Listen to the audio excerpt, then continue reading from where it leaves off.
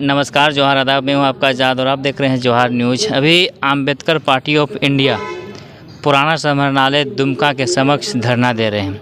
क्यों धरना दे रहे हैं वो हम पूछेंगे। और हमारे साथ में एपीआई के प्रदेश अध्यक्ष राजू मुर्मू जी हैं। क्या मांगे हैं आप लोग और किस मांग को लेकर के आज आप लोग यहाँ पर धरने पर हैं? जोहार न्यूज़ आपके संवाददाता आपको मैं धन्यवाद देता हूँ, जोहार करता हूँ। सर, ये जो एक दिवसीय धरना प्रदर्शन जो चल रहा है, इस धरना प्रदर्शन के पीछे हमारी 3 ऐसे सब्जेक्ट हैं, ऐसे विषय हैं जिसको लेकर के इस देश के अंदर में लगभग 75 वर्षों से ये समस्या वर्तमान है।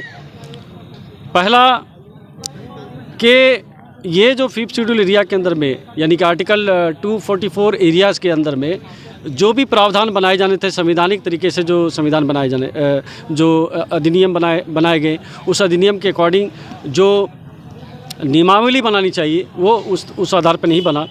हमारे 3 विषय हैं और उन 3 विषयों में हम लोग पहला पेशा कानून 1996 में भूरिया कमेटी के माध्यम से केंद्र में एक कानून बना जिसको पेशा कानून कहते हैं, यानी कि the provision of panchayat and extension to schedule area.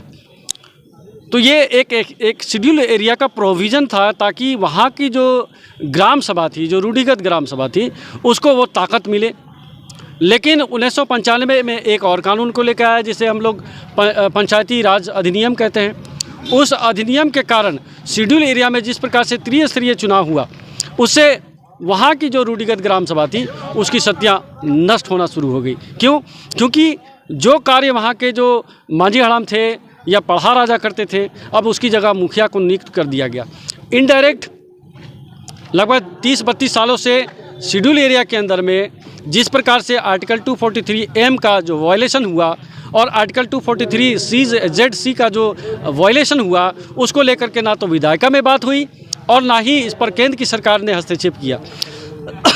जब 1950 में हमारा संविधान लागू हो गया था और अनुच्छेद 244 जैसा कानून जो कि इनकॉर्पोरेट किया गया, अलग से नहीं किया गया, उसको ओरिजिनल तरीके से उसमें एक कानून बना करके लाया गया, तो फिर उसको लेकर के जो शेड्यूल एरिया था वहाँ के जो शासन और प्रशासन की जो जिम्मेदारी राष्ट्रपति से लेकर के प्रांतीय राज्यपाल को होना चाहिए था, उन्होंने उसकी सुधि नहीं ली।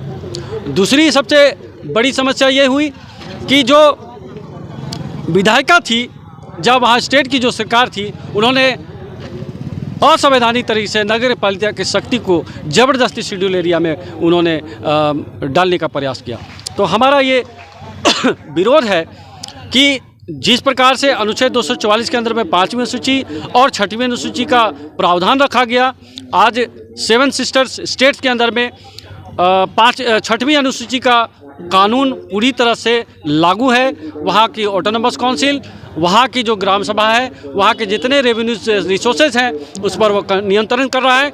लेकिन 5th शेड्यूल एरिया के अंदर में, चाहे ग्राम सभा क्षेत्र के अंदर में, उस शेड्यूल एरिया के अंदर अनुसूचित क्षेत्र के अंदर में, चाहे बालू की बात हो, चाहे पत्थर की बात हो, या माइनिंग की बात हो, या वहाँ लोकल डेवलपमेंट की बात हो, उनसे जो रूढ़िगत ग्राम सभा है उनसे पूछने की किसी ने आज तक हिमाकत ही नहीं करी और ना ही उसे प्रशिक्षण करने का कार्य वहाँ के प्रांतीय राज्यपाल ने किया और ना ही राष्ट्रपति ने उस पर हस्तक्षेप किया। तो मैं भारत के 140 करोड़ जनताओं के बीच में अपने इस देश के लगभग 14 करोड़ आदिवासी समाज को मैं संबोधित करना चाहता हूं कि आज तक इस 75 साल में जो उनका संवैधानिक शोषण हुआ है उसके खिलाफ में हम लोग झारखंड प्रदेश में प्रत्येक जिला से हम लोग पेशा कानून के लिए, उसके विस्तारीकरण और नियमावली के लिए, दूसरे आदिवासी अधिकार के लिए यानी कि इंडिजीनियस राइट को लेकर के हम लोग अभियान चला रहे हैं। क्योंकि 1994-95 में जब यूएन ने एक इंटरनेशनल कानून लेकर के आया, एक इंटरनेशनल लॉ लेकर आया जिसको इंडिजीनियस लॉ कहते हैं, तो उसमें भारत के प्रतिनिधियों ने आईएलओ कन्वेंशन 169 जब 1989 में जब हुई थी, तो भारत के जनप्रतिनिधि और राजनीतिक प्रतिनिधियों ने क्या किया, उसको डिनाई करते हुए सीधा इनकार कर दिया कि भारत में आदिवासी नहीं है। तो इस देश में जिनकी सभ्यता 50,000 से 70,000 पुरानी है, जिसको हम लोग आदिवासी कहते हैं, और आदिवासी का अंग्रेजी शब्द इंडिजीनियस होता है या एबोरिजिनल होता है, उसको उस शब्द को भारत के संविधान में इनकॉर्पोरेट करने में क्या उनको समस्या थी। तो इसके कारण एक बड़ी गलती के कारण आज 75 साल से भारत के इंडिजीनियस पीपुल जो कि एबोरिजिनल ट्राइब्स हैं, उनको कई तरह से उसको नाम दिया जा रहा है। कोई उसे वनवासी कहते हैं, कोई गिरिजन कहते हैं, कोई क्या कहते हैं, कोई क्या कहते हैं। तो इस तरह की जो चीज़ें हो रही हैं, जिनको भारत के आदिवासियों को न इतिहास के बारे में पता है न कल्चर के बारे में पता है। मैं राजू मुर्मू झारखंड प्रदेश अध्यक्ष होने के नाते मैं अपने 24 जिला में रहने वाले लगभग 5 लाख से भी अत्यधिक आबादी वाले क्षेत्र में रहने वाले आदिवासियों की उस मांग को हम लोग चाहते हैं कि संविधान में इसको इंडिजीनियस शब्द के तौर पे या एबोरिजिनल शब्द के तौर पर उसको इनकॉर्पोरेट किया जाए। तीसरा जो विषय है एसपीटी एक्ट यानी कि संथाल परगना टेंडेंसी एक्ट के अंतर्गत आदिवासियों की जो ज़मीन के संरक्षण की बात की गई थी, आज इस 75 साल में 1948 में बना ये कानून आज आदिवासियों की ज़मीन सिकुड़ती जा रही है, सिमटती जा रही है। इतना बड़ा कानून संथाल परगना में होने के बाद, जो कि हूल क्रांति के उस शहीदों के रक्त से बनाया गया है कानून, आज हम देख रहे हैं कि उस कानून की धज्जियां उड़ाई गई। उसमें यहाँ के भ्रष्ट पदाधिकारी, नेतागण और जो ज़मीनी दलाल के लोग हैं, जो बाहरी लोग आकर के यहाँ पर जिस प्रकार से वो लोग अतिक्रमण आदिवासियों के अधिकार का हनन कर रहे हैं, तो मैं इन 3 मुद्दे को लेकर के हम लोग आज जिला समाहरणालय में हम लोग इकट्ठे हुए हैं और विरोध प्रदर्शन करने का। सरकार को कहाँ क्या डर लग रहा है, आखिर क्यों नहीं पैसा एक्ट को लागू करना चाह रही है, क्यों नहीं एसपीटी एक्ट को कड़ाई से उसको लागू करना चाह रही है, क्यों आखिर ढीला क्यों छोड़ कर रखा हुआ है? और पंचायती चुनाव नहीं होने का इसके बावजूद हो रहा है, और खासकर आदिवासी मुख्यमंत्री होते हुए भी तमाम चीज़ें जो सब देख नहीं पा रहे हैं वो क्या? देखिए, ये बड़ी ही विडंबना की बात है कि झारखंड जैसे प्रदेश में एक आदिवासी मुख्यमंत्री होने के बावजूद भी यहाँ पर आदिवासियों की और उसके कानूनों की, उसके हक अधिकारों की जिस तरह से धज्जियां उड़ाई जा रही है, तो ये सोचने पर मजबूर कर देता है कि जो डिस्क्रिमिनेशन एलिमेंट्स है वो कोई भी हो सकता है, वो चाहे आदिवासी हो सकता है, गैर आदिवासी हो सकता है। यहाँ समझ की बात है कि जिस प्रकार की चीज़ें यहाँ पे लाई गई है झारखंड प्रदेश के अंदर में, जिस प्रकार की पार्टी खड़ी करी गई है, उसकी आइडियोलॉजी क्या है, उसके सिद्धांत क्या है, उसकी पॉलिसीज़ क्या है।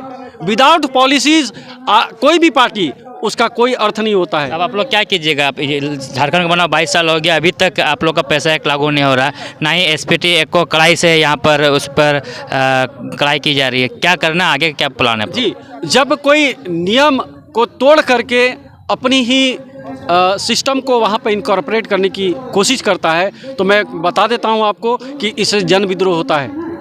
और हम लोग जन विद्रोह करने वाले लोग नहीं, हम लोग संविधान को जानने वाले लोग हैं, और संविधान के आधार पर ही और इस भारत की लोकतंत्र के मर्यादा में रह करके हम अपने अधिकारों की आवाज़ और जन चेतना को तैयार करेंगे, लोगों को समझाएंगे, लोगों को ये अपनी बात वहाँ तक पहुँचानी है, क्योंकि ये लोकतंत्र है सर साहब, ये लोकतंत्र है। और जिस दिन लोकतंत्र में जनता को ये बात समझ में आ जाएगी, तो जो डिस्क्रिमिनेशन करने वाले एलिमेंट है उसको पर्दाफाश कर दिया जाएगा। चलिए, ये थे हमारे साथ में एपीआई के प्रदेश अध्यक्ष राजू मुर्मू जी, जो बता रहे थे कि पैसा एक्ट 1996 में जब लागू हो गई है तो उसे कड़ाई से अभी तक लागू क्यों नहीं किया गया है, और लगातार पंचायत चुनाव क्यों हो रहा है, और साथ ही साथ जो आदिवासियों का हक और अधिकार को लगातार छीनने की तमाम कोशिश की जा रही है। अब देखिए, आगे जन आंदोलन करने की ये लोग प्लान कर रहे हैं और धरने बैठे हुए हैं। आप लोग तब तक बने रहिए, तब तक जौहर न्यूज़ के साथ। धन्यवाद।